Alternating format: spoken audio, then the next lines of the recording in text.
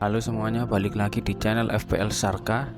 Game week 16 sudah selesai. Kali ini kita akan masuk buat game week 17 yang deadline-nya masuk di hari Sabtu tanggal 16 besok ya, di jam setengah dua dini hari. Berarti ya kira-kira kita harus nyiapinya mulai maksimal malam inilah, biar nggak kelupaan. Biasanya kan kelupaan kalau malam gini. Sebelum itu kita review dulu untuk di game week 16. Game week 16 saya dapat 61 poin minus 4 yang membuat saya naik overall ranknya jadi 964 ribuan dengan 914 poin. Dari pemain-pemain yang ada, backnya hanya Pedro Puro yang dapat return dari poin return assist ya, yang last sales min 1 dari kekalahan 4-1 dari Tottenham. Di mid saya beruntung punya Salah dan Son. Salah yang saya jadikan kapten dapat 26 poin. Son yang di laga-laga terakhir mampu mendapatkan 1 gol dan 2 assist yang membuat dapat 17 poin. Untuk Hwang Hee-chan, Saka dan Kudus cuma dapat 2 poin aja. Untuk striker, Haaland nggak bermain karena kakinya cedera, dan untuk strikernya akhirnya Haaland turun digantikan sama Archer yang sama Watkins sama-sama 2 poin.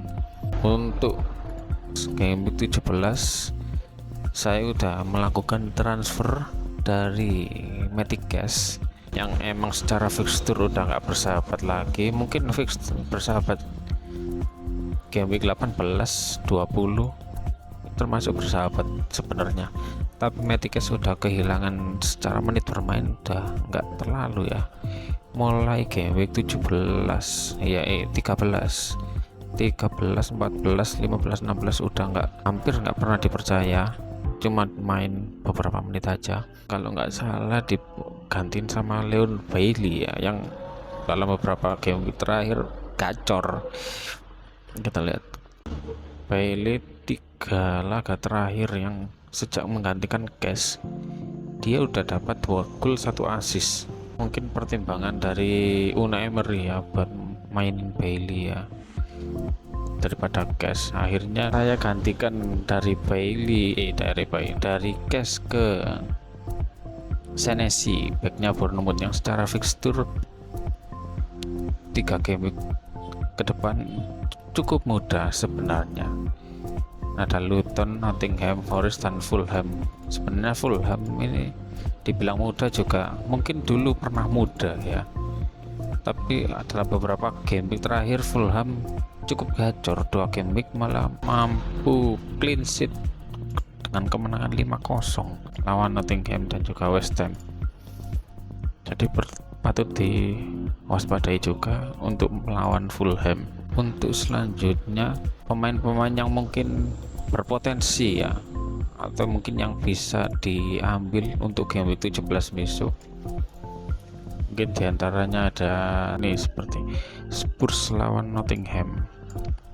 Mungkin yang masih punya Son keep aja dulu, mungkin sampai di Piala Asia nanti ya, yang kemungkinan main di game week 21. Jadi kemungkinan Son bisa di keep sampai game week 20. Untuk yang belum punya gimana?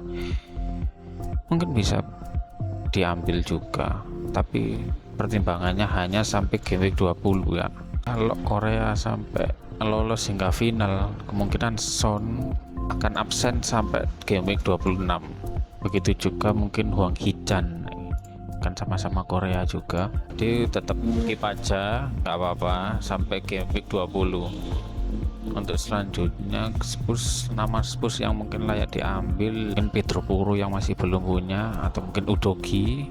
Terus dari Bournemouth dan Luton, Bournemouth yang sedang lagi gacor-gacornya mungkin bisa diambil, seperti Solanke, Tavernier, apalagi main di home. Tapi sebenarnya Bournemouth itu kalau main di home itu rekornya nggak terlalu bagus ya daripada away. Lihat, dari 5 laga 2 kali main home, malah lebih bagusnya di away.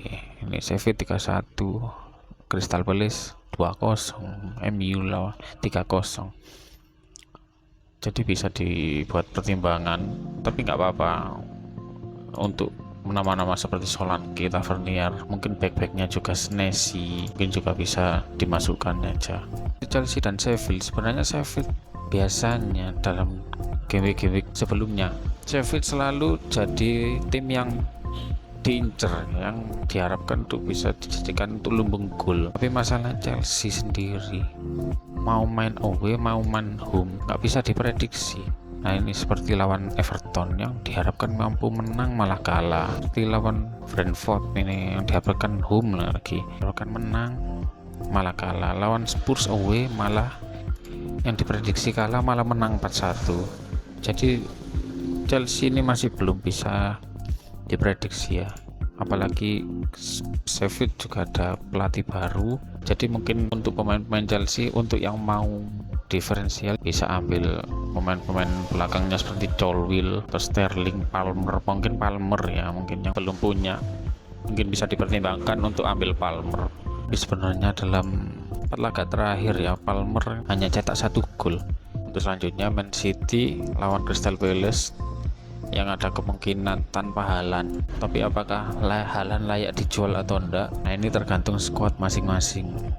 Mungkin kalau mau ganti bisa ke Solanke, atau kalau tetap ingin pemainnya main City mungkin ya Alvarez. Untuk Newcastle dan Fulham, Newcastle yang tanpa Trippier patut diwaspadai, apalagi Fulham yang lagi gacor-gacornya, mungkin bisa dihindari dulu untuk mengambil aset-aset defense dari Newcastle. Meskipun di laga home mereka biasanya mampu cetak menangan lah minimal, tanpa Trippier, tanpa Botman, meskipun mungkin kemungkinan yang main Livramento yang gantiin ya, soalnya kan Dan Burn di sisi kiri udah bisa main di Liga Champions kemarin. Untuk Fulham yang bisa diambil mungkin kayak Raul Jimenez, Willian, Andres Pereira, mungkin dalam 2 laga terakhir mampu cetak 4 assist, juga bisa dimasukin watchlist. Selanjutnya Burnley dan Everton yang lagi gacor juga, malah setelah dapat pengurangan poin mereka malah gacor. Jadi mungkin aset-aset dari Everton yang bisa diambil mungkin seperti Calvert-Lewin atau Doucouré yang dalam laga terakhir dijadiin striker nampingi Calvert-Lewin, bisa diambil. Mungkin McNeil. Selanjutnya Arsenal lawan Brighton yang mungkin udah kehabisan bensin, mungkin bisa dihindari tuh pemain-pemain belakangnya, apalagi De Zerbi juga suka rotasi. Mungkin yang bisa diambil dari Brighton mungkin Adingra, Mitoma dengan harga 6,5 mungkin bisa diganti dengan pemain lain dulu, mungkin bahkan bisa diganti dengan Cross dulu ya, Pascal Cross yang cukup mulai gacor lagi. 4 laga terakhir mampu cetak 1 gol dan 4 assist. Mungkin juga Adingra yang bisa dimasukkan, kayak pemainnya juga bagus. Untuk Arsenal mungkin back-backnya mungkin bisa ditargetin seperti yang belum punya, tapi patut dilihat juga game week depan lawan Liverpool, jadi mungkin bisa dipertimbangkan. Kalau mau ambil defender Arsenal mungkin di game week 19 ini mulai diambil lagi. Untuk Saka cukup pertahankan dulu, soalnya Saka cukup konsisten ya selama ini, meskipun hanya 1 assist 1 gol, tapi dia konsisten. Banyak juga yang ambil 58,6%, pertahankan dulu. Untuk aset Brentford setelah nggak ada Mbemo, performa mereka cukup buruk, kalah dari Sheffield di pertandingan terakhir, apalagi back-backnya juga banyak yang cedera, Collins, Ajer, Hickey, Henry. Tanpa Mbemo mungkin bisa dihindari dulu untuk aset-aset dari Brentford, apalagi lawannya Aston Villa yang lagi gacor juga, ada Watkins, ada Leon Bailey juga yang gantiin cash. Dan untuk back-backnya bisa diambil juga karena Brentford sepertinya juga cukup buruk penyerangannya tanpa Mbemo ya. Bisa diambil seperti Pau Torres mungkin untuk yang defender belakangnya, meskipun tanpa Digne mungkin bisa diganti dengan Konsa atau mungkin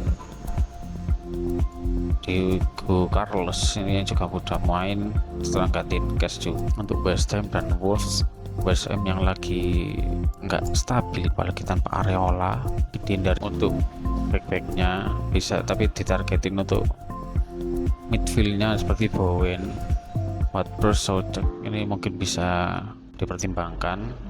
Kalau mau mungkin untuk amannya ya mungkin bisa diambil Bowen. Kalau mau nargetin pemain West Ham. Untuk Wolves yang bisa diambil mungkin Cunha. Untuk Bang Hichan patut dipertimbangkan lagi, soalnya seperti yang tadi di awal, mulai game week 21 sampai 26 dia nggak tersedia kemungkinan kalau Korea sampai masuk final.